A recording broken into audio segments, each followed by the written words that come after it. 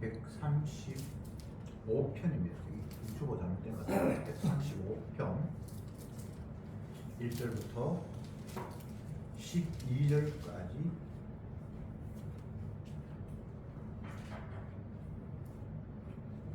교독하겠습니다.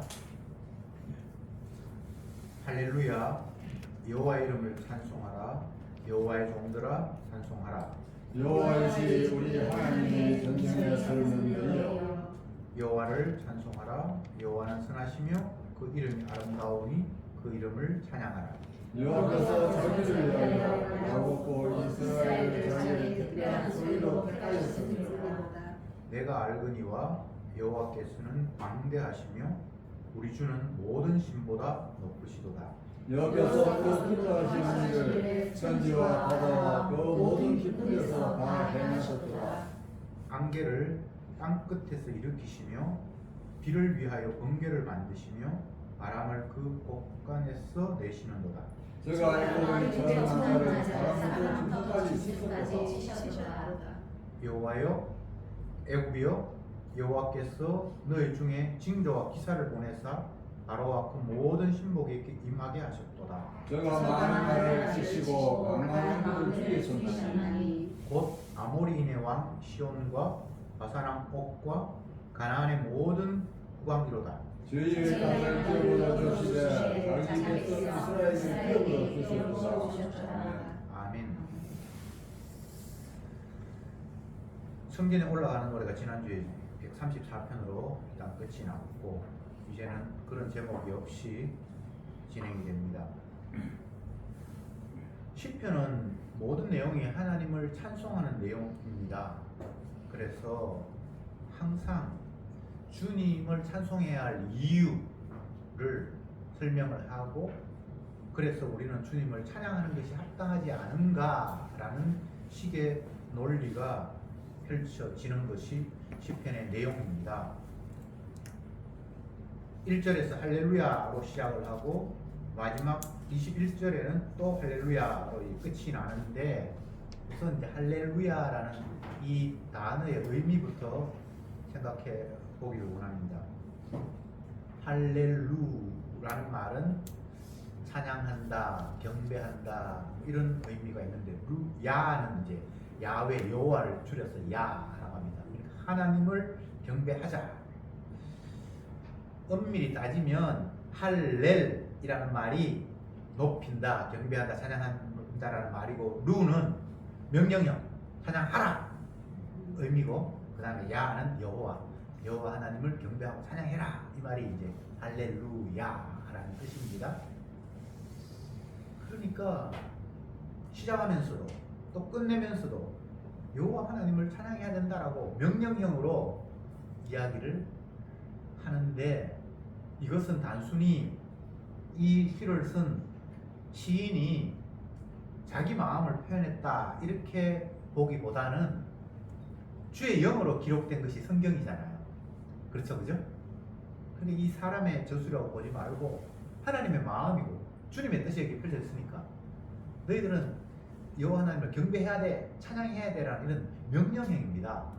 해도 되고 말아야 되고 라는 게 아니에요. 그러니까 이 말씀 앞에 바꾸어서 생각을 하면 이 땅에 태어난 피조물들은 주님을 찬송해야 하는 것이 지극히 당연하고 그것 때문에 우리가 이 땅에 보내졌다라는 것까지가 답이 나오는 거예요. 여호와 하나님을 찬송하라는 그 말, 할렐루야라는 그 말 속에 너희는 주님을 찬송하기 위해서 만들어진 존재야. 찬송이 너희들의 존재의 이유야. 라는 이 내용까지가 할렐루야 안에 다 포함이 되어 있습니다. 그런데 우리는 주님을 찬송하기 위해서 살지는 않잖아요. 내 편하기 위해서, 내 만족을 위해서, 내 기쁨을 위해서 하루하루 삶을 꾸려가고 있잖아요. 그러니까 이게 얼마나 엉뚱한 방향으로 가고 있는가. 주님은 좁은 길로 가라 라고 말씀하셨는데 이 땅에는 아무도 좁은 길로 가는 사람이 없고 다 넓은 길로 갑니다. 넓은 길은 가는 사람이 일단 많고 길이 평탄하고 쉬워서 누구나 다 그쪽에서 합세해서 넓은 길로 갑니다. 좁은 길은 길이 협착하고 좁아서 아무도 찾는 이가 없고 길이 너무 힘들기 때문에 가지 않아요. 엄밀히 이야기하면 좁은 길이 우리 눈에는 보이지도 않아요. 오로지 주님이 가신 길이에요. 잃어버린 한 마리 양이 되어서 99마리가 다 그를 인정도 하지 않는 그런 길이에요. 본문으로 돌아가서 이 본문의 내용은 주님을 찬송할 것을 명령함과 아울러 주님을 찬송해야 할 이유들을 하나하나 열거하고 있습니다. 1절에 할렐루야 여호와의 이름을 찬송하라 여호와의 종들아 찬송하라 이렇게 해놓고 2절에는 여호와의 집 우리 하나님의 전정에 섰는 너희여 여호와를 찬송하라 여호와는 선하시며 그 이름이 아름다우니 그 이름을 찬송하라 찬양하라. 이렇게 보면 여호와를 찬송하라는 말이 있고 여호와의 이름을 찬송하라는 말이 있습니다. 그러면 여호와는 무엇이고 여호와의 이름은 무엇인가? 물론 표현이 달라서 그 부분에 대해서도 나누어서 생각해 볼 필요는 있습니다만 그렇게 나누면 굉장히 복잡해요. 여호와를 여호와의 이름이라고 표현하기도 하고 여호와의 이름이라고 하면 그분의 이름은 결국은 그분의 존재를 찬송하는 거예요. 그래서 굳이 나눌 필요는 없을 것 같습니다. 그런데 이 찬송해야 될 대상은 여호와의 종들이에요. 아무나 여호와를 찬양하는 건 아니고요. 여호와의 종들이 여호와를 그리고 그 여호와의 이름을 찬송하게 되어 있습니다. 그래서 여기서 벌써 여호와의 종과 여호와 아닌 사람이 종이 아닌 사람이 나누어지는 거예요. 물론 뒷부분에 가면 다른 신이 있고 유일한 여호와가 있고 또 이렇게 나누어져요. 물론 여호와 외에는 신이라고 할 것은 없는데 인간들은 그걸 신이라고 만들었으니까요. 그리고 굳이 따지자면 다른 주, 다른 영. 네. 자, 제가 지금 두 부분을 나눴습니다. 여호와 하나님이 있고 다른 신이 있어요. 가짜 우상들. 그리고 여호와의 종들이 있고 여호와의 종이 아닌 사람이 있습니다. 이렇게 지금 나누어지는 거예요. 그래서 여호와를 찬송해야 되는데 그 여호와를 찬송하는 사람은 여호와의 종들입니다. 여호와의 종이 아닌 사람들한테 찬송하라고 해야 될 이유는 없습니다. 그건 주님 찬송을 받지도 않아요. 자기 백성에게 영광을 받고 찬송을 받는 분이 여호와 하나님입니다. 철저히 분리하고 나누어 놓고 있습니다. 마태복음에서 또 마가 누가복음에서 하나님께서 비유를 말씀하시면서 너희와 저희를 나누시잖아요.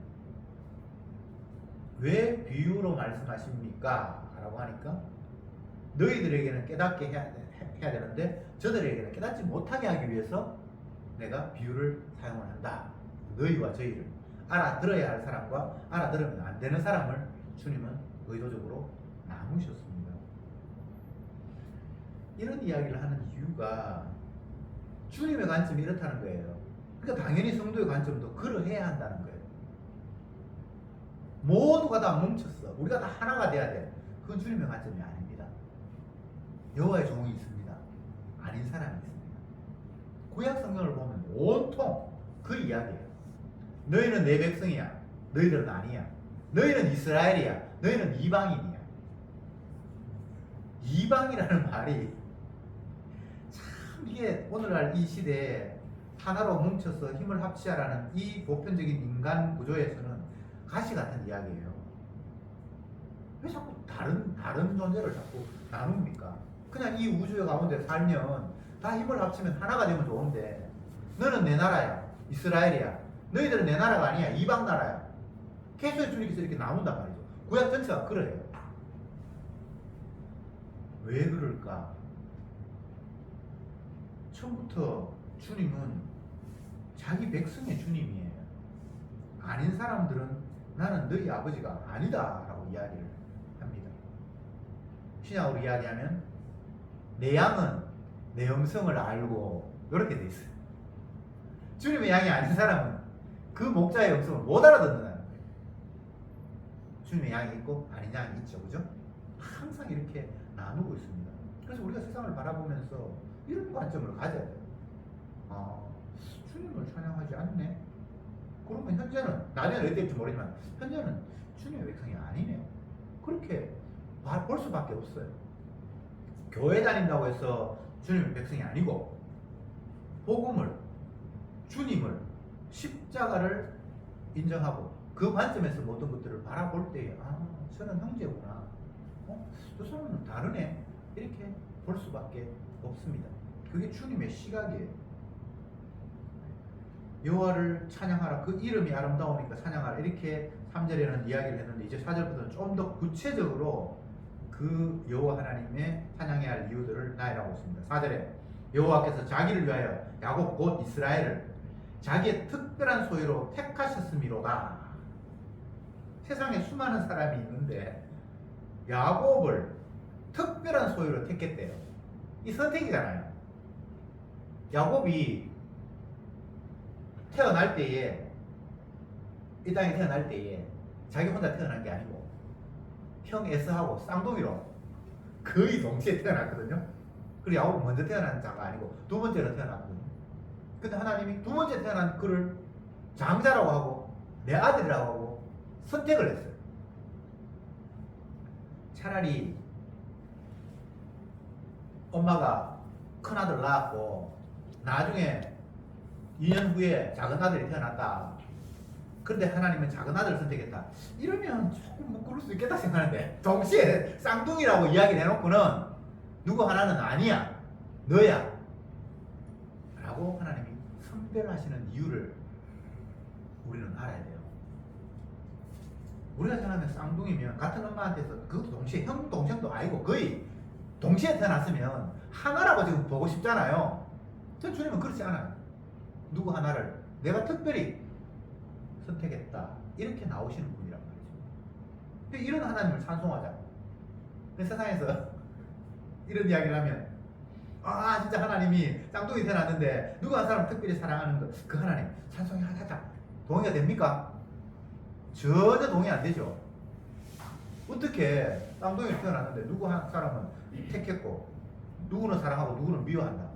그게 인간의 상식으로는, 선악과 따먹은 우리의 상식으로는 하나님이 이게 형편없는 하나님이에요. 근데 그런 하나님을 찬송하자고 이야기를 하고 있습니다. 하나님은 그런 분이라는 거예요. 왜 이렇게 주님은 특별한 소유로 야곱을, 곧 이스라엘을 자기 백성으로 삼았을까? 여기 이제 야곱이라는 이름이 나오고 이스라엘이라는 이름이 나오는데, 야곱이라는 의미의 뜻과 이스라엘이라는 뜻은 전혀 달라요. 야곱은 강교한 자, 사기치는 자, 꽤 많은 자, 이런 의미가 있다면, 이스라엘은 하나님의 싸움꾼, 이런 뜻이거든요. 하나님의 군대, 뭐 이런 뜻이거든요. 전혀 다르잖아요. 하나님의 이름을 얍삽하고 사기치고 이기려고 하는 그를 이름을 바꾸어서 하나님의 군대로, 하나님의 사람으로 바꾸어 버렸어요. 이것은 주님의 계획이에요. 그리고 이를 택했다, 특별을 소유로 삼았다 라고 말함으로 말미암아 하나님의 소유가 된 자는 다 야곱처럼 이렇게 된다는 거예요. 원바탕은 얍삽한 놈인데 하나님이 자기 것으로 만들어야 되만 하나님의 백성이 된다는 거예요. 그럼 누구도 처음부터 하나님의 백성으로 되지를 않아요. 다 얍삽하고 자기 힘으로, 자기 꾀로 살아가려고 하는 그들인데, 하나님께서 택하셔서 바꾸는, 변화시키는 그 가운데서만 하나님의 백성이 될 수 있다는 것이 담겨 있습니다. 그래서 이 땅에서 모든 인간들은 다 얍삽한 인간으로, 죄인으로 태어나요. 그리고 살아가요. 그러나 하나님이 택한 백성이라는 이유로 주님께서 특별히 그의 소유로 삼아서 그를 바꾸시고 변화시키는 이런 과정이 주님의 일하심의 과정이에요. 근데 이런 것도 인간들은 이해되지 않잖아요. 그냥 모든 사람들에게 똑같은 능력을 주어서 하나님께서 이것을 하라라고 율법을 주시면 어떤 사람은 열심히 그 말씀에 순종하고 어떤 사람은 게으르고, 이렇게 해서 하는 걸 보니까 너는 열심히네, 그래서 너는 내가 택했어, 이렇게 되면 우리는 거기에 대해서 하나도 불만이 없을 것 같은데, 주님은 그렇게 일하지 않아요. 다 엉터리 없는 자고 지 욕심밖에 못 채는 욕심만 채리는 사람인데 주님께서 그 가운데 어떤 한 사람을 택해서 주님을 찬양하도록 만드는 사람이 생긴다는 거예요. 그게 이스라엘이라는 거예요. 그렇게 하시는 이유는 구원받은 자가 지 자랑 못하라고. 나 구원 얻을 만했어. 나 열심히 했어. 천국은 내가 당연한 거야. 복 받는 건 내가 잘했으니까 복을 받지. 내가 어릴 때부터 율법 다 지켰으니까 내가 지금 잘 살잖아. 부자가 됐잖아. 요런 말 못하게 하기 위해서. 그래서 천국 간 사람들은 다 헐, 내가 어떻게 천국에? 요렇게만 이야기하고, 주여 내가 언제 주님이 굶주리실 때 먹을 걸 제공했고 어디 갇힐 때 내가 돌아보았습니까? 나는 그런 거 한 적이 없어요. 정작 천국에 온 사람이 하는 이야기는 반대로, 저 지옥 갈 사람은 내가 언제 주님을 그렇게 못 오겠습니까? 나는 주의 이름을 이것도 하고 저것도 하고 지 공로를 지금 이야기하고 있고, 한쪽은 나 아무것도 한 거 없는데요 라고 이야기하고 있고, 그렇게 주님께서 하도록 오로지 주님의 은혜만 이야기하도록 이런 식으로 주님이 자기네 가면서 건진다는 거예요. 그 교회 안에서 진짜 주의 이름으로 모인 교회라면 지 자랑 못하죠. 자랑할 게 있어야 자랑하지. 태어날 때부터 죄밖에 모르는 존재로 태어났어. 날마다 인간에서 나오는 악한 생각, 음란, 시기, 질투, 간음, 도적질, 이런 마음이 그냥 숭숭숭숭 솟아 나오는데 그냥 꼭 참고 아닌 척 할 뿐이지. 입만 열면 인간은 지 자랑이고 자기 변명이고 자기가 정당하다는 거예요. 근데 또 인간의 관점에서 보면 그 애들 보면 정당한 것 같아. 앞 시간에 제가 선생님이 뭔가 학생들에게 중요한 걸 가르치는데 학생은 선생님 외모 바라보면서 목걸이하고 위옷하고 안 어울린다라고. 그게 그들의 관점에서 틀린 건 아니에요. 인간은 인간이 나름대로 논리에서 자기 정당성이 다 있어요. 근데 주님은 그걸 인정하지 않는 거예요. 누가 틀렸을까? 서기가 바리새인이 틀렸을까 아니라 주님의 관점, 그게 중요한 게 아니란 말이죠. 지금 할렐루야 여호와 하나님을 찬송해라, 찬양해야 돼 라고 이야기하면서 찬양해야 될 이유를 첫 번째로 꼽으면서 야곱, 이스라엘을 특별한 소유로 택하신 하나님을 찬송해야 된다. 여기서부터 이런 하나님의 선택에서 우리를 찬송할 마음이 없어요. 근데 하나님 이렇게 하신 이유는 주님을 찬송해야 될 주님의 백성, 주님의 종들은 내가 공로가 아무것도 없는데 주님이 사랑했다는 그 이유 때문에 오로지 주님 앞에 찬송만 돌릴 수 있도록 하나님이 조치하시는 방식, 이런 방식이라는 말입니다. 그래서 교회 성도는 주님의 십자가만 사랑하는 거예요. 내 신앙생활 열심히 하려고 애 많이 썼다. 성경 뭐 수집도 하고 전도도 열심히 하고, 그 사람은 야곱으로서 주님 앞에 특별히 소유된 사람이 아니에요. 그 신앙이 아닙니다. 뭐 신앙 간증한다고 하는데 전부 지자랑. 지가 전도 얼마나 했고 헌금 얼마나 했고 남들 위해서 얼마나 막 자기가 헌신하고 봉사했고 전부 그 이야기예요. 그래서 결론적으로 뒷붙이는 게 내가 잘했으니까 지금 봐라 잘 되잖아. 우리 아들도 성공했고 우리가 집이 몇 평짜리인지 아나? 이건 주님께서 야곱을 선택하시는 이유하고는 전혀 지금 짝이 안 맞잖아요. 그러니까 우리가 그걸 가짜라고 이야기하는 거예요. 예배당을 막 대통령 궁보다 더 크게 지어놓고 뭐 파이프 오르간 설치해가지고 스피커 막 올려나오고, 성악 전공하는 사람, 기악 전공하는 사람을 다 불러서 여비 줘가면서 찬양대 만들어서 빵빵한 사운드가 교회 안에서 울리고, 이게 저 꾸민 이야기 같죠? 사실이에요. 서울의 큰 교회는 찬양대가 다 성악 전공하는 사람들을 안 찾았어요. 어중에 떠중에 있는 게 아니에요. 기악하는 사람, 전공하는 사람들, 그 사람들 다 여비 줘요. 피아노 치는 사람 비싸요. 우리는 지금 공짜로 지금 열심히 하고 있는데 큰 교회 가면요 피아노 아무나 못 칩니다. 빵빵하게 능력 있는 사람을 다 불러놓고 하면 인간적으로 볼 때는 얼마나 그게 대단하겠습니까? 제가 서울에서 전도사 생활 한 3년 했어요. 그래서 제가 뭐 교회 전도사역을 하는 그 교회는 그냥 조그마한 그런 2층에 세워져 가는 그런 교회였는데 그거 이제 그만두고 잠깐 교회 없이 한두 달 생겨서 서울에 이제 주변에 교회를 가봤거든요. 근데 그때 이제 제가 신림동에 있었는데 왕성교회라고 신림사거리에 있어요. 꽤 큰 교회, 길자연 목사라고 막 모험에도 전국으로 다니는 그 사람이 있었어요. 근데 궁금해서 이제 그 교회를 한번 가봤거든요. 와, 진짜 사람들의 감정을 불러일으키면서 몰두하도록 그 종교적인 분위기를 만들어요. 어떻게 하는 거 하면 예배 시간이 딱 되잖아요. 그럼 뭔가 차일베일 소리 같은 파이프 오르간이 쫙 울려요. 그러면 예배당 뒤에서 담임 목사가 가운 차 입고 제일 먼저 앞서서 딱 걸어 나오고요. 뒤에 찬양대가 쫙 따라 나오고 그 밑에 장로들이 쫙 따라 나와가지고 멋지 1년 행진하듯이 쫙 해가지고 자리에 쫙 앉아요. 와, 그 분위기에 벌써 사람들이 은혜 받아. 야, 진짜 거룩하구나. 내가 앉아있는 이곳은 너무나 거룩한 곳이구나. 목사가 가운을 왜 입습니까? 그냥 똑같은 옷을 입으면 차이가 없잖아요. 이거 뭔가 신비롭게 옷을 쫙 걸쳐요. 여러분, 교회는 주님의 피로 앞두고 산 무리들이지 인간들끼리 왔을 때 나보다 더 뛰어나고 찬란하고 특별한 게 없어요. 만약 그렇게 바라본다면 예수님을 말구유간에 태어나신 예수님을 하나님으로 절대 알아볼 수 없잖아요. 그 모양도 없고 뭐 흠모할 만한 뭐가 아무것도 없어요.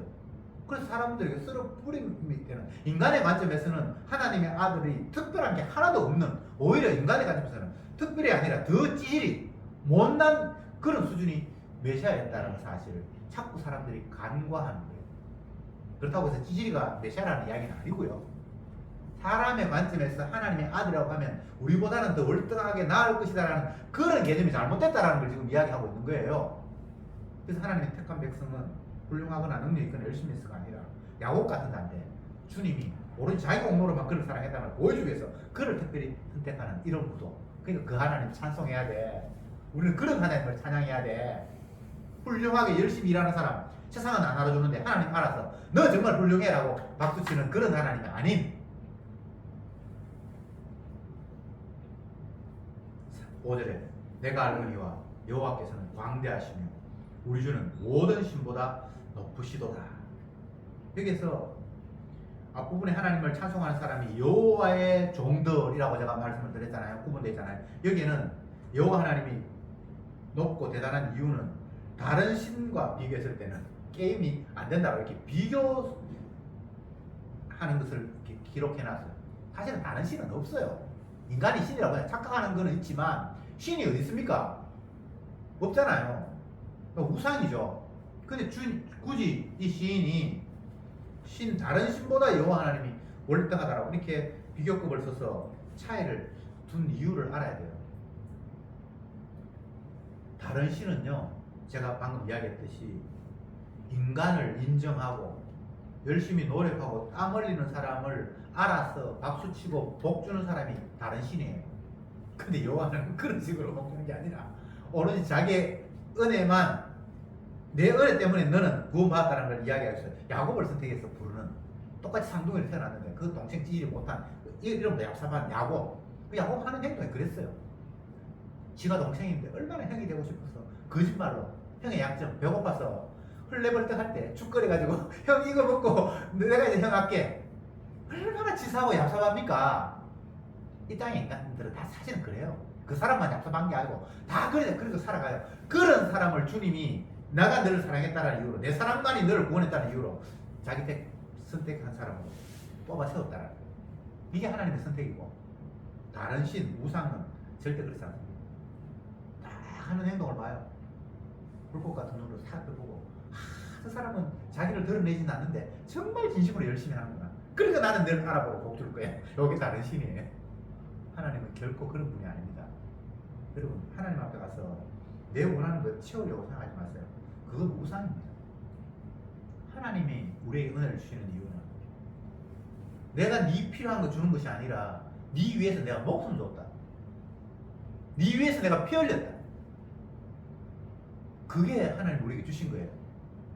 그 말은 무슨 말인가 하면 주님 우리에게 주시는 것은 네가 이놈아 내 죽였어. 그게 깨달아지는 게 복이라는 거예요. 뭐 필요한 거 아쉬운 거 모자라는 거 하나님께서 알아서 탁탁 채워주고 여호와 이래 하나님 준비하셨네. 여호와 이래가 그런 뜻 아니거든요. 나를 위한 하나님이라면 그건 우상입니다. 오로지 주님의 자기 영광을 위해서 모든 일을 펼치시는데 그 가운데 야곱 같은 나를 일방적으로 사랑하셔서 부르는 것까지가 다 포함이 되어 있습니다. 그래서 저와 여러분은 늘 야곱입니다. 야곱 안 될 수가 없어요. 그런데 주님이 이스라엘로 바꾸십니다. 이스라엘 되는 것은 내 노력이 아니고 주님의 능력입니다.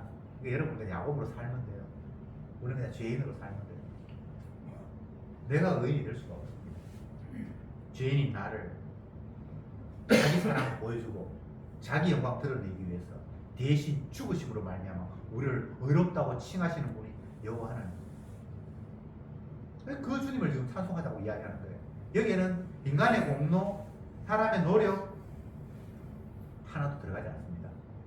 오로지 주님의 자기 공로만 드러나는 겁니다. 6절에 여호와께서 무릇 기뻐하시는 일을 천지와 바다와 모든 깊은 데서 다 행하셨도다. 하나님이 자기가 기뻐하시는 일을 세상 전체에서 다 행하고 계신다는 거예요. 그러니까 지금 이 땅에서 펼쳐지는 일, 어쩌면 저 요소는 없었으면 좋겠다라고 우리는 부정하는 그마저도 하나님이 자기 기쁘신 뜻대로 다 행하고 있는 중입니다. 그래서 범사에 감사할 수밖에 없어요. 아이고 저런 일 없었으면 좋겠는데 그건 내 생각이고 하나님은 자기가 기쁘신 뜻대로 모든 일들을 다 하고 계시는 거예요. 다시 읽어볼까요?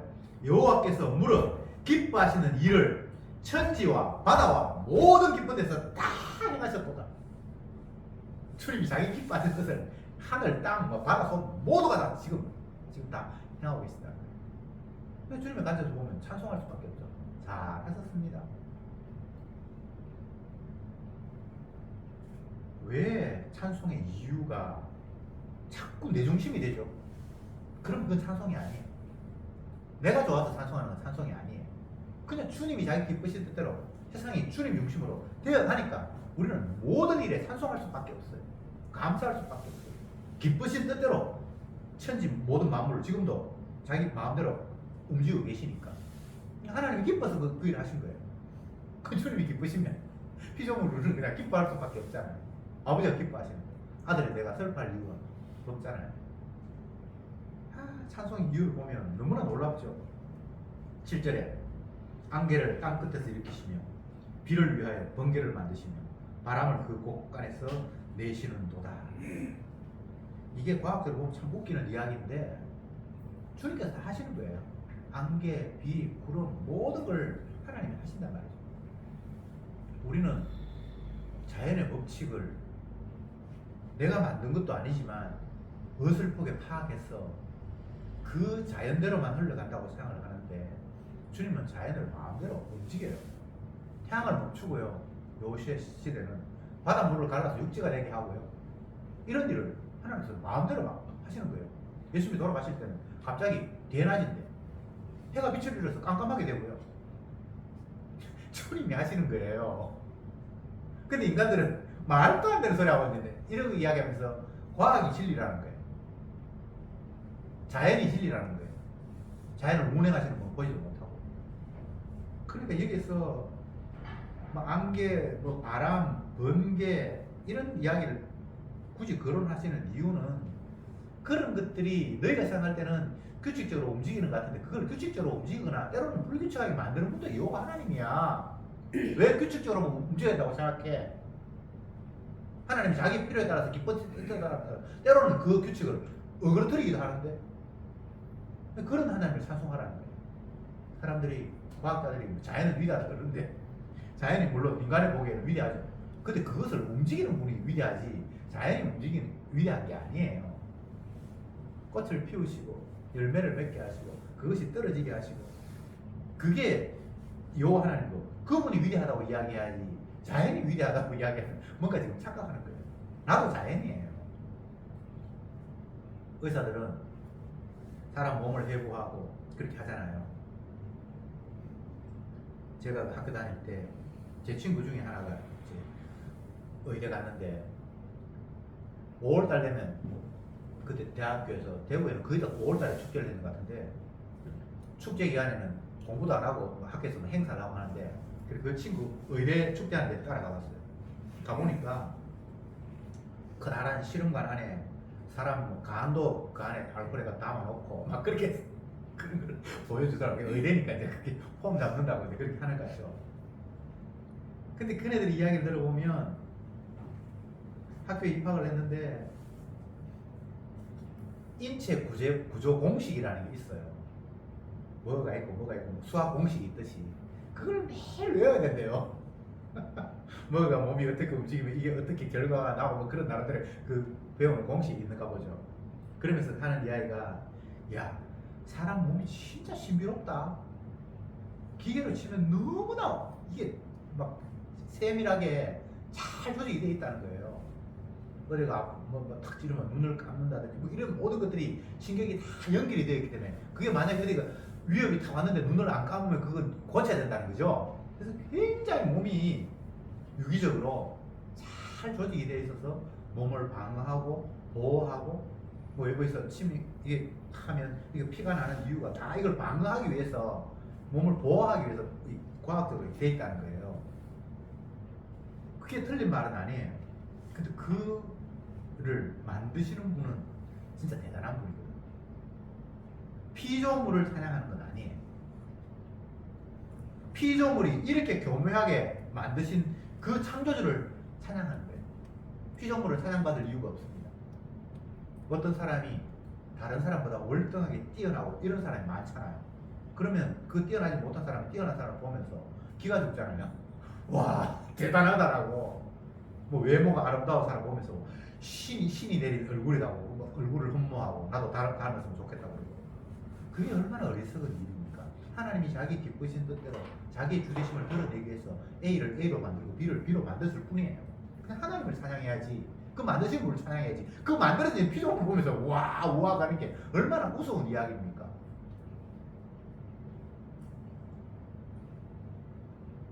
어떤 예능 프로그램에서 제가 봤는데 그 친구는 뭐 중고등학교 때부터 세계 수학대회 참석해서 상도 받고 그래서 경찰대학교 가고 경찰인데 막 숫자를 막 조합해서 이야기하잖아요. 그럼 그냥 답을 툭 이야기해버려요. 365 곱하기 275 나누기 5 해가 막 이렇게 이야기 우리 쭉 이야기 하잖아요. 그럼 답이 툭 나와버려요. 컴퓨터처럼. 근데 보통 사람들은 그게 안 되잖아요. 우와 그러잖아요. 근데 그게 우와가 아니고 하나님이 희한하게 사람을 저렇게 만들었네? 저런 사람도 있네? 그냥 이것뿐이에요. 지금 여호와 하나님은 자기 기쁘신 뜻대로 천지 모든 만물을 다 다스리십니다. 그러면서 8절에는 제가 애굽에 처음 난 사람을 짐승까지 다 치셨도다. 그리고 10절에 제가 많은 나라를 치셨고 강한 왕들을 죽이셨는데 아모리 왕, 시온 왕, 바산 왕, 뭐 해가 다 심판하셨다. 하나님을 찬송해야 할 이유 중에 이스라엘이 가는 길에 방해가 되는 바로 또 가나안 땅에 있는 많은 왕을 하나님이 죽이시고 심판하셨다는 이게 찬양의 이유입니다. 이야, 이게 찬양이 세상에서 될까요? 누구를 죽이신 하나님, 누구를 심판하신 하나님을 찬양하자. 이게 말이 될까요? 이스라엘 백성들이 애국 군대가 따라왔을 때 홍해 바다를 건너서 넘어갔잖아요. 넘어가고 난 이후에 모세의 누나 아론이 선지자가 되어서 하나님의 영을 받아서 온 백성을 찬송하는 리더자가 됐는데 그 찬송의 내용을 보면 진짜 희한한 게 애굽의 병사를 바다에 몰살시킨 하나님을 찬양하라 이런 내용이 나와요. 참 잔인하죠? 근데 그런 하나님이 찬양받아야 될 하나님이라는 거예요. 자기 백성을 괴롭혀 내 백성을 가나안 땅으로 인도하는 게 내 뜻인데 그걸 누가 방해해? 그건 하나님께서 용납하지 못하는 거예요. 이런 하나님을 찬양하자라고 이야기하고 있는 거예요. 심판의 하나님을 찾아가는 거예요. 그러면서 12절에 저희가 땅을 기업으로 주시되 자기 백성 이스라엘에게 기업으로 주셨도다. 가나안 땅에 멀쩡하게 9족속이나 살고 있는데 10족속이나 살고 있는데 그들은 다 죽이고 이스라엘들 그곳에 옮겨놓고 이게 네 거다, 네 기업이다라고 주신 하나님을 찬양하라는 거예요. 이게 상식적으로 말이 되는 이야기입니까? 근데 하나님은 이런 분이에요. 자기가 택했다라는 이유로 자기가 원하는 곳에 심으시고 그 일에 누가 방해 요소가 되었어. 그러면 다 제거해버리고 심판해버리는 하나님. 그가 여호와 하나님이라는 거예요. 마지막으로 이 말씀을 드리겠습니다. 이걸 신약적으로 이야기하면 이렇게 돼요. 너희 안에 이 마음을 품으라. 곧 그리스도 예수의 마음이. 그는 근본 하나님의 본체시나 하나님과 같이 동등됨을 여기지 아니하시고 이 땅에 오셔서 인간이 되어서 자기 몸을 십자가에 죽이십니다. 성도들에게 이 마음을 품으라, 그리스도 예수의 마음을 품으라 하면서 그는 하나님이지만 하나님의 자리에 있는 것으로 만족하지 않고 오히려 종이 되어 이 땅에 오셔서 아버지 뜻에 따라 십자가에 못 박혀 죽으신 분이다. 이분이 찬양받을 분이다 라는 거잖아요.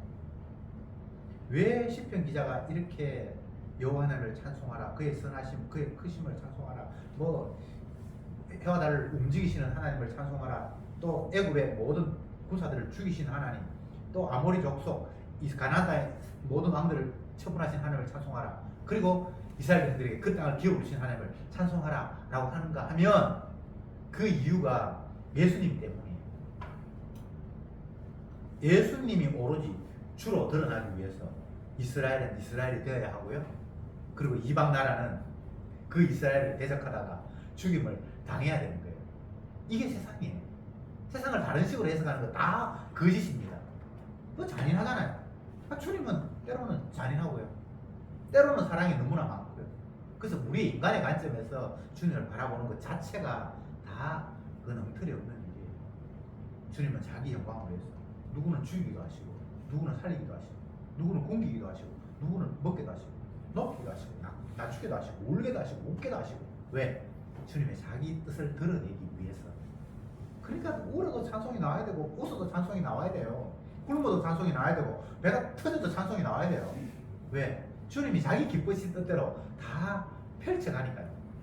근데 그 기쁘신 뜻이 어떻게 드러나는가 하면 하나님인데 죄인이 되어서 자기 백성 이스라엘을 위해서 십자가 지심, 그것 때문에 모든 일들이 다 찬양해야 될 이유라는 겁니다. 기도합시다. 주님, 오늘도 시편 기자를 통해서 찬송해야 할 이유들을 다시 한번 떠올리게 하시니 참으로 감사합니다. 우리는 기쁘고 노래할 이유가 내 만족 때문에 기쁘고 노래하는 것이 전부인데, 시편 기자의 이 찬양의 이유는 나와 전혀 상관이 없고 오로지 주님이 주 되신다는 이유 때문에 찬송할 것밖에 없고, 이 찬송은 당연한 우리의 성도의 의무라는 사실을 알려주시니 참으로 감사합니다. 할렐루야.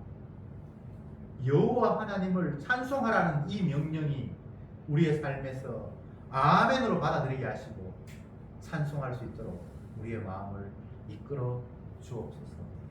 예수님의 이름으로 기도드리옵나이다.